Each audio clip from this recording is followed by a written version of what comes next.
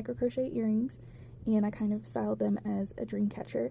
And come dismantle them with me, and let's talk about why I'm doing that. Do they inherently look like a dream catcher like this? Not really. It kind of looks like a spider web. It doesn't have the hoop going around it or anything, but clearly when I'm putting a bead that kind of looks like a feather on the bottom, it's giving dreamcatcher. The significance of dreamcatchers comes from the Anishinaabe people, or the ojibwe people. And being someone who is raised in the West, in particular in the US, constantly undermining indigenous culture and given an air of, oh, it's in the past, it doesn't really matter, why would I bother educating myself about it? And you know, I'm not gonna lie, I was being kind of ignorant at first when I made these, and it took my spouse and one of my friends saying something to me for me to actually look into the history of it and learn about it.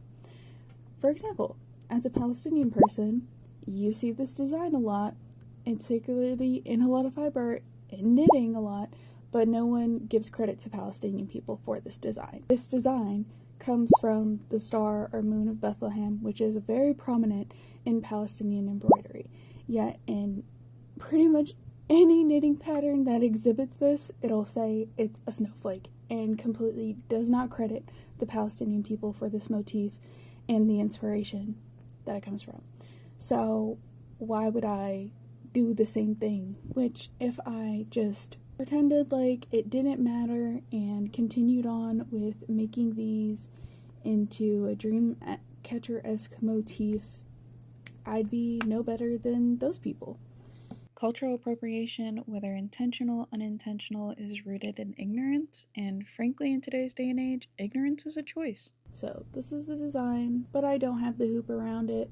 It could just be a sparkly spider web. It is about to be spooky season. I will be figuring out something else to do with them. One thing we're not going to do is continue with the commercialization and profiting off of cultures that aren't ours.